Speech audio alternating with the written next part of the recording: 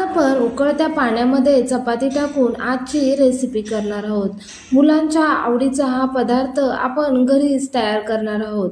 त्यासाठी इथे मी एक गव्हाच्या पिठाचा गोळा घेतलेला आहे।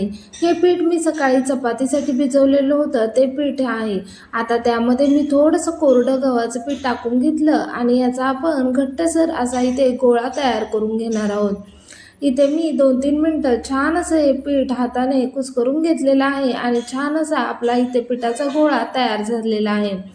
इथे तुम्ही बघू शकता की आपण छान असा पिठाचा गोळा तयार करून घेतलेला आहे। आपण 10 मिनिटं असाच भिजत ठेवणार आहोत।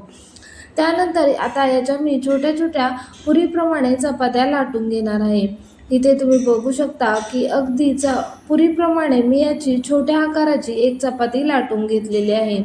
आता आपण याचप्रमाणे सर्व पिठांच्या चपात्या इथे लाटून घेणार आहोत। इथे मी आणखीन एक चपाती याचप्रमाणे छोट्या आकारामध्ये लाटून घेतलेली आहे। इथे आपल्याला सर्व चपात्या याप्रमाणे लाटून घ्यायच्या आहेत। इथे मी गॅसवर एका कढईमध्ये 2-3 ग्लास पाणी उकळत ठेवलेलं आहे। इथे पाण्याला आपल्याला चांगली उकळी येऊन द्यायची आहे। पाणी उकळल्यानंतरच आपण यामध्ये ज्या चपात्या लाटून घेतलेल्या होत्या त्या चपात्या आपण यामध्ये टाकून घेणार आहोत। इथे तुम्ही बघू शकता की एका वेळेला मी 4 इतक्या चपात्या यामध्ये टाकून घेतलेल्या आहेत। आता इथे आपल्याला गॅसची फ्लेम मीडियम टू हाय ठेवायची आहे आणि मीडियम टू हाय फ्लेमवर आपण एक 5-6 मिनिटं या चपात्या छान अशा इथे शिजवून घेणार आहोत।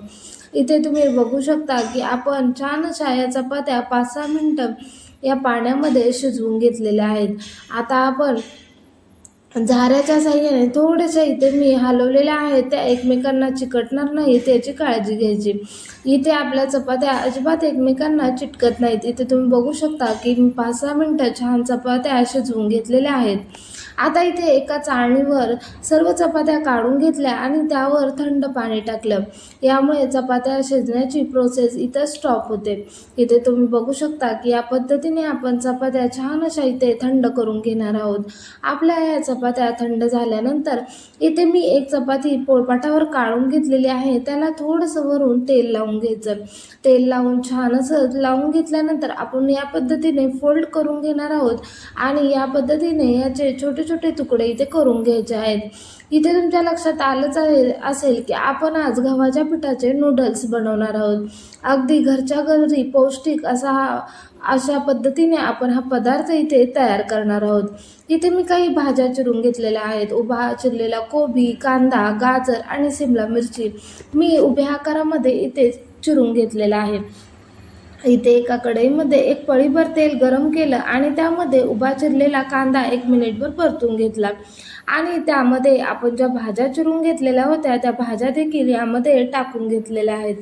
इथे आपल्याला भाज्या अजिबात शिजवायच्या नाहीत किंवा मऊ देखील पडू द्यायचे नाहीत। भाज्यांमध्ये क्रंचीनेसपणा राहिला पाहिजे। अगदी हाय फ्लेमवर 2-3 मिनिटं आपण या भाज्या छान अशा तेलावर परतून घेणार आहोत। इथे तुम्ही बघू शकता की आपण 2-3 मिनिटं छान अशा भाज्या इथे परतून घेतलेल्या आहेत। आता आपण यामध्ये काही सॉसेस टाकणार आहोत। यामध्ये इथे मी 2 चमचे सोया सॉस यामध्ये टाकणार आहे। आता त्यामध्ये आपण आधी जे बारीक चिरून घेतलेले नूडल्स होते ते यामध्ये टाकून घ्यायचे आहेत आणि त्यानंतर यामध्ये मी 2 चमचे सोया सॉस टाकलेला आहे। आता हे सर्व छान असं एकजीव करून घ्यायचं आहे। आता यामध्ये मी चवीप्रमाणे मीठ टाकलं आणि अर्धा चमचा यामध्ये मी काळी मिरी पूड टाकलेली आहे। मीठ जर आपण आधी टाकलं असतं तर भाज्या आपल्या सॉफ्ट पडल्या असत्या, त्यामुळे मीठ इथे नंतरच टाकायचं आहे। आता हे सर्व छान असं 2-3 मिनिटं परतून घेतल्यानंतर यामध्ये मी 2 चमचे इतकं टोमॅटो केचप टाकलेलं आहे आणि यानंतर पुन्हा एकदा छान असं हे सर्व एकजीव करून घ्यायचं आहे। इथे तुम्हाला जर हा व्हिडिओ आवडला असेल तर व्हिडिओला लाईक करा आणि चॅनेलला सबस्क्राईब करा। इथे तुम्ही बघू शकता की पुन्हा 2-3 मिनिटं छान असं मी हे नूडल्स परतून घेतलेले आहेत। हे असे ह्या पद्धतीने आपले घरच्या घरी हेल्दी असे आपले इथे नूडल्स तयार झालेले आहेत। अगदी कमीत कमी साहित्यामध्ये मुलांच्या आवडीचा हा पदार्थ आपण घरच्या घरी अगदी हायजेनिक पद्धतीने तयार करू शकतो। आपल्या इथे नूडल्स छान असे तयार